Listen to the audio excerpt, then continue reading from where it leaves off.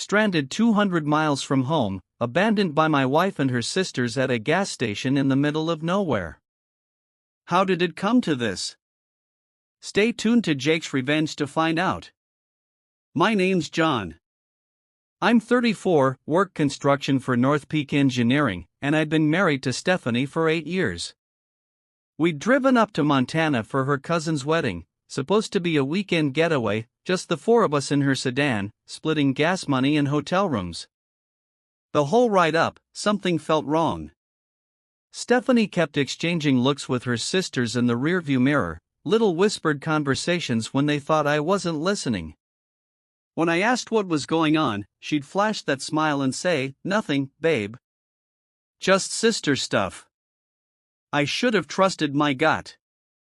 They planned it all, a cruel prank to humiliate me, but what they didn't expect was my revenge. Keep watching Jake's Revenge to see how I turned the tables. We'd stopped for gas an hour outside Billings. I went inside to grab coffee and used the restroom.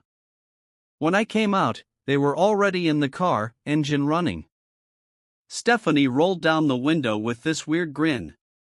"Get in the car, Stephanie," I said, walking toward the passenger door. "Actually," she said, "we've been talking, and we think you need to learn some independence." "What are you talking about?" Jessica leaned forward from the back seat. "You're always so clingy, John, following Stephanie around like a lost puppy. We thought this would be good for you." Vanessa chimed in, "A little adventure." I stood there, car keys in my hand. Except they weren't car keys. They were house keys. My truck was back home in Denver, parked in our driveway. "This isn't funny," I said. "Whatever joke this is, cut it out." Stephanie's smile got wider. "It's not a joke, it's a prank." "You're always so serious, John. Learn to laugh a little." "Figure it out yourself," she yelled, and hit the gas. I watched their taillights disappear down Highway 2, standing there with my wallet, my phone, and a growing realization that my wife and her sisters had just abandoned me in the middle of nowhere. The October wind cut through my jacket, and I could smell snow coming. I called Stephanie's phone straight to voicemail. I called Jessica's number, same thing. Vanessa had blocked my number months ago after some argument I couldn't even remember. That's when I knew this wasn't some stupid prank that would end in an hour. This was something else entirely, something that showed me exactly what my wife and her sisters thought of me. I walked back into the gas station and asked the clerk how much a bus ticket to Denver cost. "No buses run through here," he said. Greyhound stops in Billings, though, about 40 miles east. I'd met Stephanie 9 years earlier at a job site. She was doing environmental consulting for a commercial project my crew was working on. Smart, funny, with this way of making me feel like I was the only person in the room when she talked to me. Her sisters were different. Jessica was 2 years older, worked in marketing for some tech company, always had opinions about everything. Vanessa was the baby, 28, still figuring out what she wanted to do with her life, but never short on attitude. From the beginning, they treated me like I was taking their sister away from them. Family dinners where they'd make inside jokes I couldn't follow. Vacations where they'd book activities without asking if I wanted to join. Small things that added up over time. "They're just protective," Stephanie would say whenever I brought it up. "They'll warm up to you." But they never did. If anything, they got worse after we got married. Jessica started making comments about how I held Stephanie back from traveling more, from taking risks. Vanessa would roll her eyes whenever I offered to help with anything, like changing a tire or fixing something around their apartments. "Not everything needs a man to solve it," she'd say. I started noticing other things, too. How Stephanie would text constantly when we were together, always with her sisters. How she'd change plans at the last minute because Jessica or Vanessa had some crisis that needed immediate attention. Last year, Stephanie forgot our anniversary because she was helping Vanessa move apartments. The year before that, she missed my birthday dinner because Jessica was having problems with her boyfriend. Family comes first, she'd always say. And I got that. I respected it. But I was supposed to be family, too. The warning signs were there during the drive to Montana. How they'd insisted I didn't need to bring my truck because we'd all ride together. How Stephanie had booked the hotel room under her name only.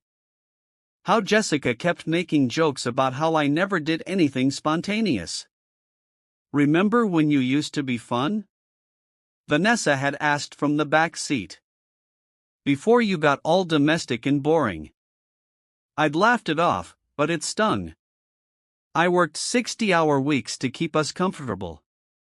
I fixed things around the house, planned vacations, remembered important dates. I thought that was what being a good husband meant. Standing in that gas station parking lot, watching the sunset over the Montana hills, I realized I'd been wrong.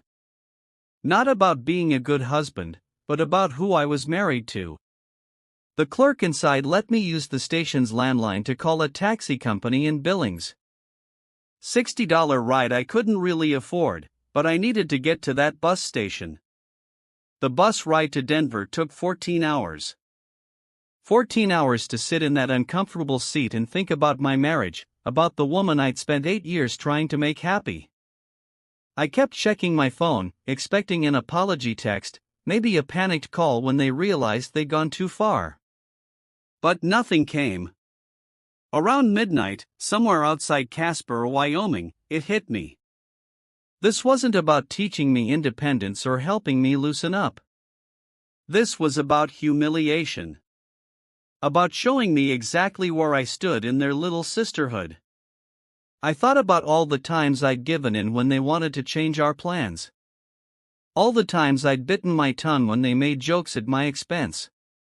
All the times I'd apologized for things that weren't my fault just to keep the peace. The worst part wasn't being abandoned. The worst part was realizing this was probably something they'd planned for weeks, maybe months, sitting around Jessica's apartment, cooking up this scheme, laughing about how clueless I was. By the time the bus pulled into Denver at 8 a.m., I'd made my decision. I took a cab home, expecting to find Stephanie's car in the driveway, but it wasn't there. The house was empty, exactly like we'd left it Friday morning. I sat at the kitchen table and called in sick to work. Then I did something I'd never done before. I started going through Stephanie's things. Not because I was jealous or suspicious, but because I needed to understand who I'd been married to. Her laptop was password protected, but she'd always been careless about closing browser tabs. I found group chats between her and her sisters going back months. Screenshots of our text conversations that she'd shared with them, complete with laughing emojis, photos of me sleeping that she'd sent them with captions like "dead to the world as usual" and "zero awareness." But it was the thread about the Montana trip that broke something inside me. Jessica had suggested at first, we should totally ditch him somewhere and see how long it takes him to figure out how to get home. Vanessa, OMG, yes, he's so dependent on Steph for everything. Stephanie, you guys are terrible, but also it would be hilarious. They'd planned every detail. The gas station stop, the story about needing independence, even the backup plan: if he somehow makes it home before us, he'll probably just call his mom or something, Jessica had written. Big baby. I closed the laptop and sat there for a long time.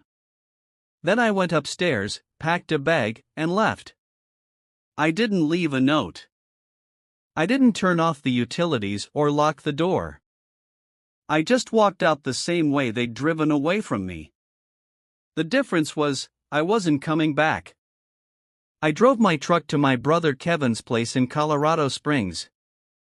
He worked nights at a manufacturing plant and had a spare room in his apartment. When I showed up at his door with a duffel bag and no explanation, he just nodded and handed me a beer. "How long you staying?" he asked. "Don't know yet." Kevin had never liked Stephanie.